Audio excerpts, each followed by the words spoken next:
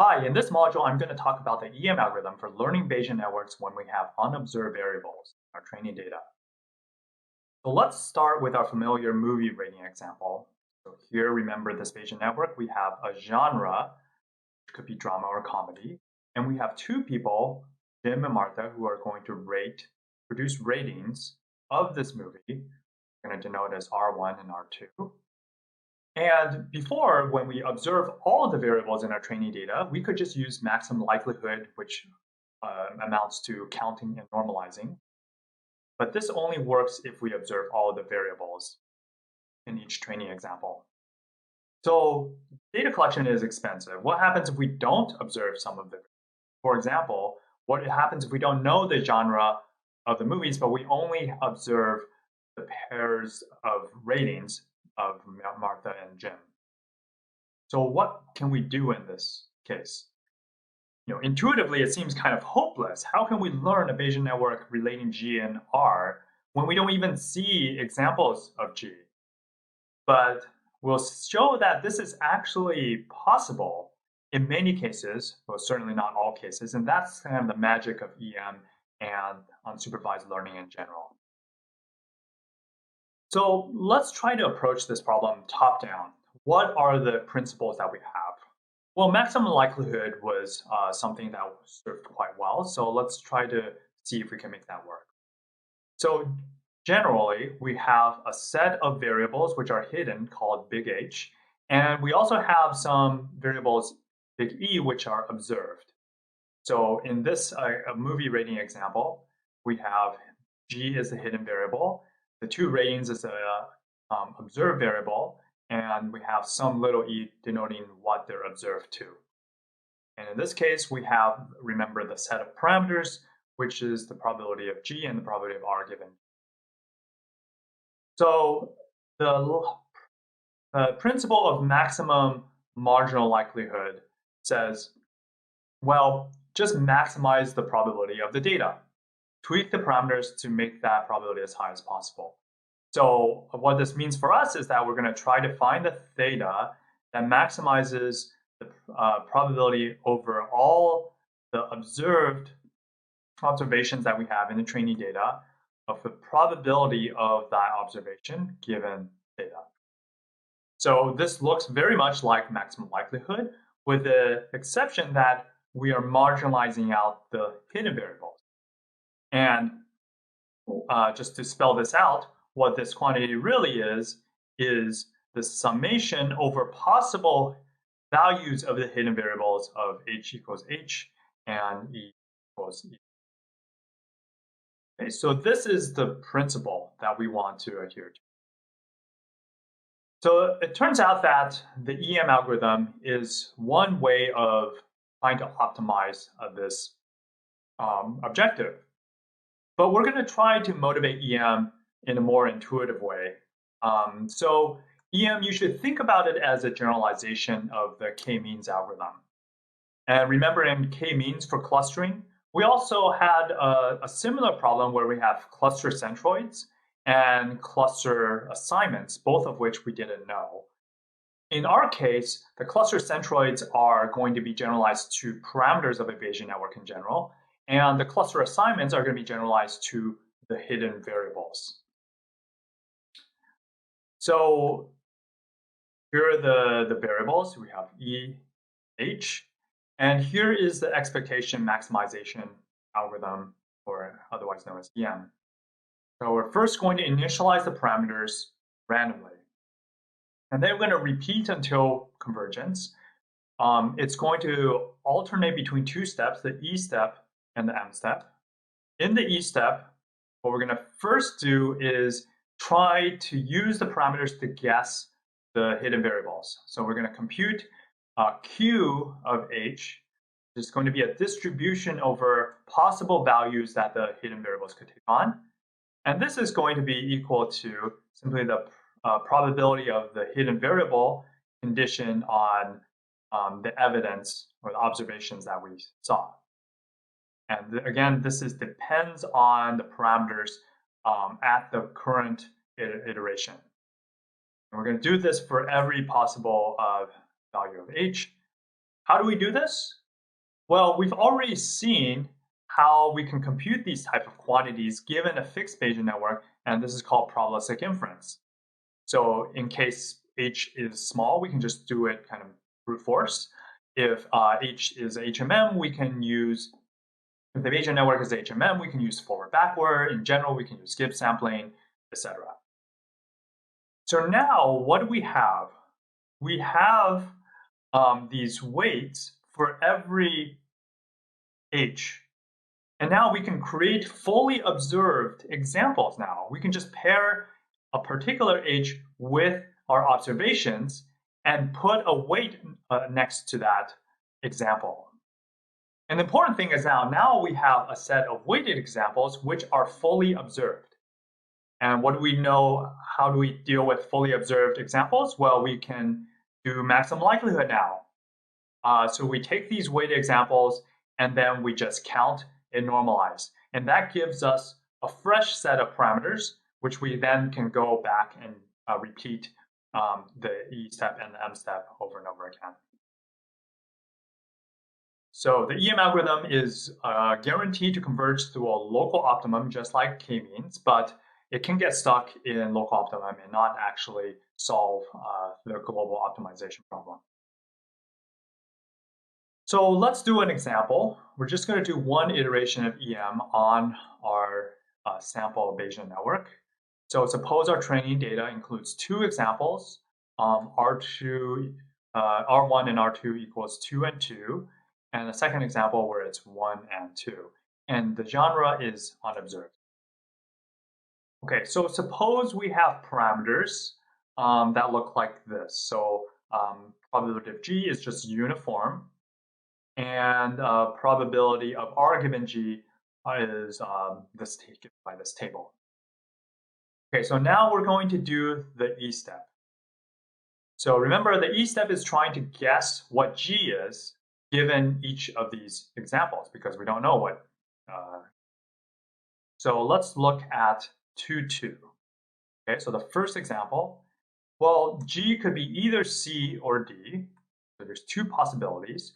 And for each one, I'm going to compute the probability of the joint assignment for now.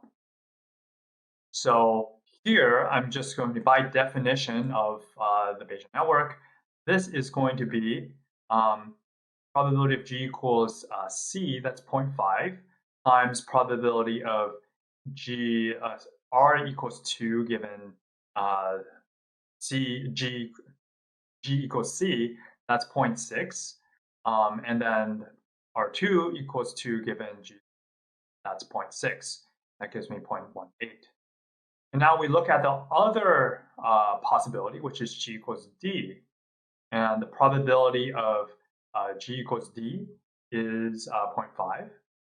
And the probability of R1 equals 2 given G equals D, that is 0.4 here, 0.4 down here. And a probability of R2 equals 2 given G equals D, that's also another 0.4. Okay, so now I have these probabilities next to each of these possible extensions of this assignment. Now I can normalize, and that's how I get my Q distribution. So if I normalize distribution, I'm going to get 0.69 and So there's more probability mass on G equals C, if I were to guess, than G equals D.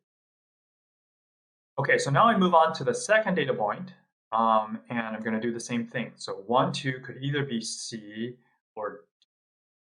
And I'm going to compute the probability of each possible assignment to G. So I have a probability of G equals C, that's 0.5, times probability of R1 equals 1 given G equals C, that's 0.4. And I have what is the probability of R2 equals 2 given G equals C, that's 0.6. And analogously, I can compute the same quantity for G equals D. And again, I normalize, and I get 0.5 and 0.5. Okay, so at this point, at the end of the E step, what I have are 4 fleshed out data points. I started with 2 data points, but it's kind of been expanded into the possible continuations of G. And each data point is weighted by some probability Q of G, which is essentially how much I think that data point is valid in some sense. Okay, so now we move on to the M step. And the M step is just going to take these 4 data points and count them up and normalize. So this should be very familiar. So first, we're going to estimate the probability of G. So G can take on 2 values, C and D. So I count them up. So how many times did G equals C occur? Well, it shows up in the first and the third data points. And I'm just going to add their weights together, which is 0.69 and 0.5. And what about D? Well, G equals D shows up in the second and the fourth rows, and that's 0.31 plus 0.5. And then I'm just going to normalize this into an actual distribution. So now I move on to the probability of R given G. So for each possible configuration here, I'm going to count. So C1 shows up here once, and that has a weight of 0.5. What about C2? So C2 shows up 3 times, one here, one with R2, and one down here. If I add the weights of those, I'm going to get 0.5 plus 0.69 plus 0.69. Remember, notice that this example is used twice because I'm generating 2 twice from C. Okay, so now I have these counts. I normalize this distribution to get a distribution of R given G equals C. So now I move on to what happens when G is D. So I look at D1. D1 shows up once here with weight 0.5. And what about D equals 2? Well, that shows up 3 times, twice here, I have 2.31s, and then once here, I have another 0.5. I'm going to add normalize, and I get a distribution. So the only difference between maximum likelihood and the M step is that now I'm adding these fractional counts rather than integer counts. But otherwise, the logic and the code is exactly the same. So what have we done, stepping back a little bit? Intuitively, we've gone from a preliminary set of parameters, and I'm guessing what G is, and then using that guess of G to further refine my estimate of the parameters. And you'll see that the parameters over here were 0.4 and 0.6, and now they've been pushed to 0.2 and 0.8. So in general, EM is going to, it tends to kind of polarize the probabilities because that's the best way to maximize the likelihood of the data. And now this is just one iteration of EM. Now I would take these parameters and go through the same process and go through the same process until I'm converted. Okay, so now let's turn to an interesting application of EM, and that's decipherment. So this is an example of a cipher. So it's called a Copial Cipher, which is 105-page encrypted volume dating back from the 1730s. It looks like this. So for a long time, no one knew what these words were. It was finally cracked in 2011 with the help of EM by Kevin Knight, an NLP researcher. So the Copial Cipher is actually very complex. So what we're going to do is motivate the idea of using Bayesian networks for decipherment with a simple substitution cipher. So the idea behind a substitution cipher is that suppose you wanted to send an encrypted message to someone. So you're going to generate a substitution table which specifies how each letter gets transformed into another letter. cipher is going to be a permutation of all the letters. And then you have a message you want to send. Suppose you want to say hello world. You're going to use this substitution table, apply it to this plain text to produce a cipher text. And this is done by taking a mapping H to N, E to M, L to Y, and L to Y, and O to T, and so on. So now you hide the substitution table, and then you hand someone the ciphertext, or you put it in a book and bury it for someone to discover later. So now the question is, when someone receives a ciphertext, is given the ciphertext, can they recover the plaintext? Importantly, the plaintext is obviously unknown, but also the substitution table is also unknown. So this is a very challenging problem. But let's see how we can use Bayesian networks, in particular HMM, to try to address this.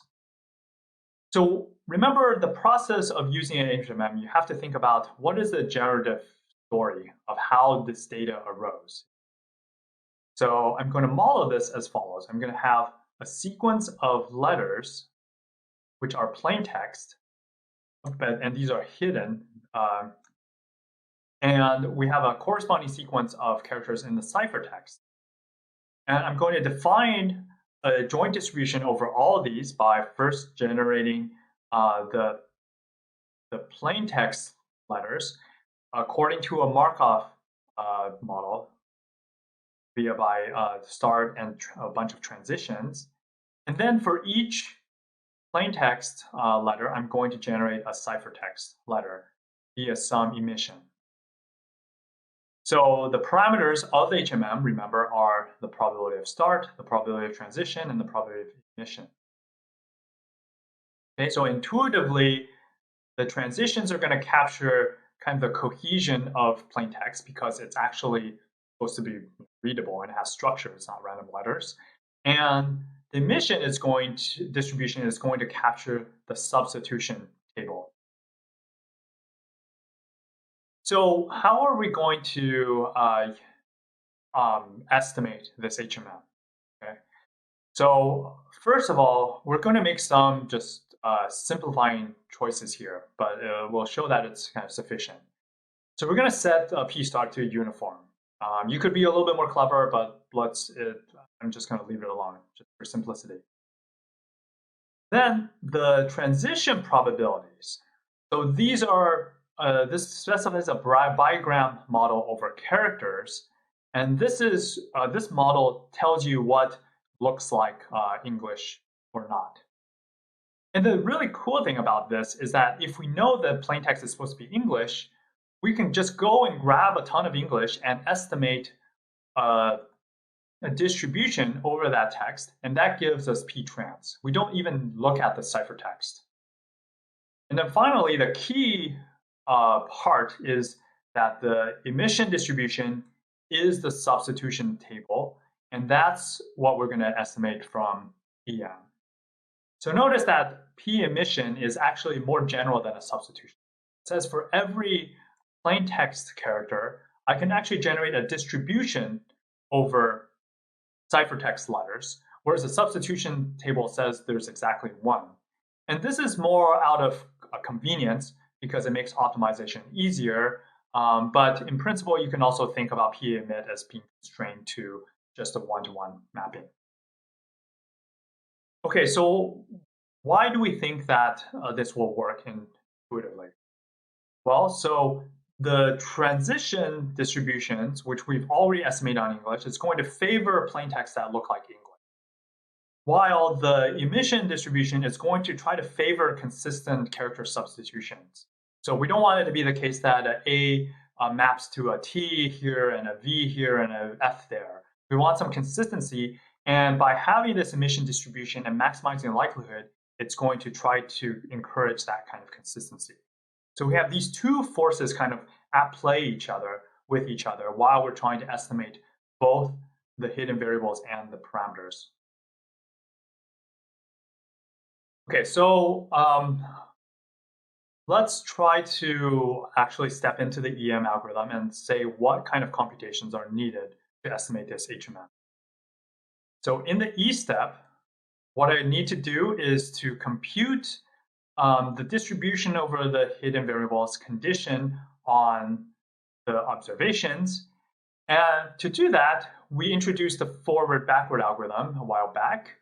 And the forward-backward algorithm is computing these smoothing queries, which is exactly what's the probability of a plain text letter being a particular value h given the ciphertext that we observe. And I'm going to do this for each position in this text, in the ciphertext, and every potential character. So I'm going to define qi of h to be this probability. So this is my best guess at a particular location. What do I think the plaintext character is? So now, given these guesses, the M step is going to re-estimate the substitution table or the emission distribution. So I'm going to count a fractional count and normalize for all of the characters E and H. Okay, so for every possible plain text letter and every ciphertext letter, I'm going to look at all of the positions where the ciphertext was actually E, and I'm going to add this probability or weight qi of h. Okay, so this is going to tell me how many times in expectation we believe that a particular plain text letter and a particular ciphertext letter are together. And now I'm just going to normalize this distribution. So p emit of a ciphertext letter given a plain text letter is proportional to this count emit of h and e. Okay, so that's it. And we just run the EM algorithm and we hope for the best. Okay, so just to make this a little bit more exciting, I'm going to try to code this up in Python so we can see it in action. All right, so a few things first. So here is our ciphertext. You shouldn't be able to read this. And but we're going to try to decipher this. And we also have this lm.train, which is this quote-unquote large amount of English text that we can draw from. Okay, so I'm going to, we also have this utility file, which I'll just review. So it allows you to read text. We're going to convert text into a sequence of integers just for simplicity. And we also importantly have implemented this forward-backward algorithm, which is going to take a sequence of observations and the parameters of HMM, and it's going to return Q, which is a two-dimensional array where it's Qi for each position. We have a distribution over possible values of Hi. Okay, so let's decipher. Let's decipher some ciphertext. Okay, so import util. So I'm going to declare k to be the number of characters. So this is lowercase letters plus space. So I've normalized the text. The first thing I want to do is initialize the HMM. So remember the parameters of HMM. I have start probabilities. So this is going to be p start of h. And I'm just going to set this to the uniform distribution and call it a day. So start probs equals 1 divided by k for h in range k. Okay, so that's going to be just the uniform distribution.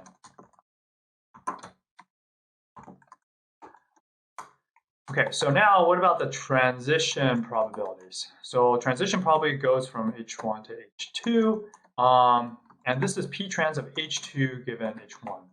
So note the order is switched here because I want transition probs of h1 to be actually an array which specifies a distribution over h2. So here we're going to estimate this from plain text. So I'm going to have raw text. I'm going to read it from lm.train, which we saw earlier, and I'm going to convert it into an integer sequence. Okay. So let's see what that looks like. So that's just a sequence of integers. Okay, so now I'm going to estimate p trans from this raw text. So this is actually going to be just a standard fully observable estimation problem. So I'm going to look over all positions starting from 1 to the end. And then I'm going to define, look at H1 and H2 to be consecutive or consecutive characters in this raw character sequence. And then I'm going to increment a counter. So I'm going to define transition counts to be for each H1 in range k, and then for each H2 in range k, I'm going to have a 0. Okay, so this is going to be a k by k 0 matrix. And then I'm going to just increment this count. Saw this count once. And then I'm going to normalize. So the way I'm going to normalize is I'm going to define transition probabilities to be for each H1, I'm going to call normalize on transition counts of H1. Okay, so for every H1, this gives me a distribution over H2 if I normalize it. That's going to be my transition probability. I'm done with transition probabilities. So what about emission probabilities? So here I have, for every H, I have a distribution over E. So this is going to be, just to write it out in our mathematical language, this is going to be E given H. Okay, so here I just want to initialize it to the uniform distribution. So just to document this a little bit more, so we have the uniform distribution. This is done. Estimate this from plain text done. And this is, we're going to estimate this. This is just an initialization. Okay, so I'm going to initialize this to for each H in the domain of H, for each E in a similar domain, I'm just going to have a 1 over k. Okay, so this is a uniform distribution. And now I'm going to run EM to estimate only this emission probability. Okay, so let's make it larger. So to run EM, I'm going to load my ciphertext in. So observations equals read the text, ciphertext, and then I'm going to convert this into an integer sequence. Okay, so now I'm going to iterate a number of times. Let's just call it 200. And then I'm going to do the E step and the M step. Okay. So what happens in the E step? I'm going to use my current setting of parameters to guess at what the plaintext is. So I'm going to run forward, backward on the observations and pass in the parameters of the HMM. Larger.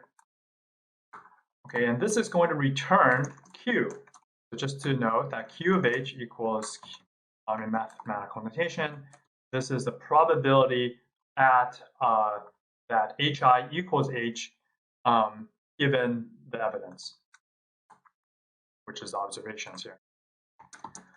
Turn out best guess so far. So let's see how we're doing. We're going to do this at each iteration. So to do this, so for every, let's define n equals the length of the number of observations here. So for each position, I'm going to look at QI. So this gives me a distribution over H, and I'm going to take the one that has the highest probability. So then I'm going to convert this to a string and print it out. Okay. And now that finally the M step is we're just going to count and normalize here. So I'm going to define a new temporary variable, which is emission counts. And this is going to be, let me just actually cheat a little bit. And I'm going to call emission counts to be 0 for the same dimensionality as emission probs. This is a matrix of zeros. Okay, so now we're going to go through each position here, in range of n. And for each position, what are the possible values it can take? So that's going to be h. And I'm going to update the emission counts of, so emission, remember, is HE. So H and E is going to be observations of I plus equal to QIH. Okay, so this is probably the most important line here. So remember, QIH is what is the weight on a particular H at position I. And then emission counts is going to be H of that particular observation, and I'm going to just update that count. Okay, so now all I need to do is normalize. So emission probabilities is for each possible value of H, I'm going to normalize emission counts of H. Okay, so that's it. So just to review this briefly, so I first initialize the HMM. The starting probabilities are just uniform. And then I'm going to estimate the transition probabilities in a fully supervised way from plain text, where I just simply count and normalize. And then I'm going to initialize the emission probabilities to just uniform for now. And I'm going to run the EM algorithm to actually update these emission probabilities. Okay, so I read in the observations, and then I'm going to iterate between the E step and the M step, where in the E step, I run forward, backward to compute the distribution over particular possible values of H at each position and print out my best guess. And then I'm going to count and normalize. All right, so let's see how this does.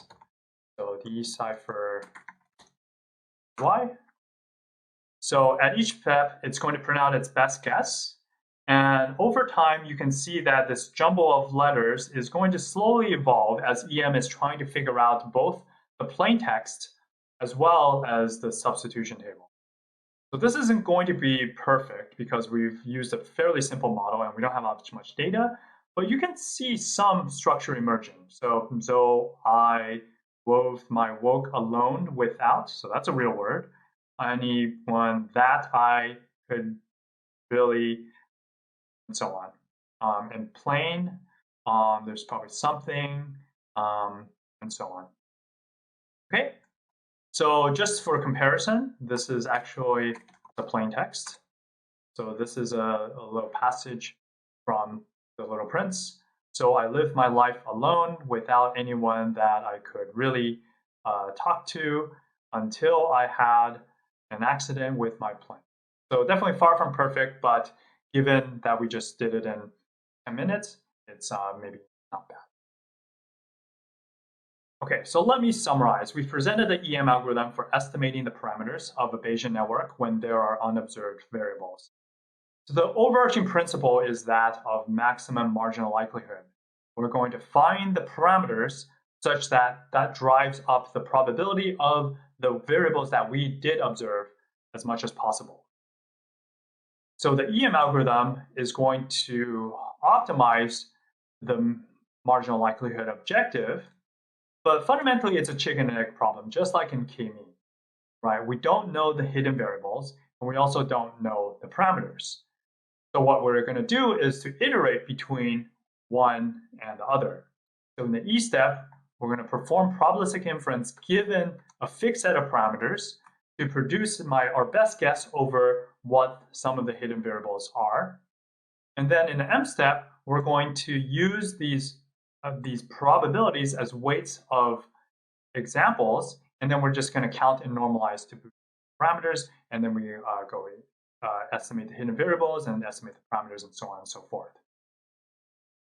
So finally, once you've learned your Bayesian network, you can go off and perform inference and answer all sorts of questions, which could involve asking about these unobserved variables that you didn't see on new test examples, or it could be used to ask questions about the observed variables given some other variables. And in general, this highlights kind of the flexibility of Bayesian networks. Just because you had a certain pattern of missingness at training time doesn't mean you have to commit to that at test time. So there's many applications of Bayesian networks, including involving the EM algorithm. We looked at decipherment, where the goal is to infer the plain text from the ciphertext. EM could also be used to reconstruct phylogenetic trees given the DNA of modern organisms. And it can also be used to infer the unknown label of a data point, where the observations are the possible noisy labels provided by crowd workers. So finally, EM is the most canonical version of a broader class of techniques called variational inference, which actually includes things like variational autoencoders, which some of you might have heard of. In that case, the Q is actually the encoder, and it's given by a neural network, and the decoder is the Bayesian network. So there's a lot more to connections to be explored, and I encourage you to read up on this by yourself.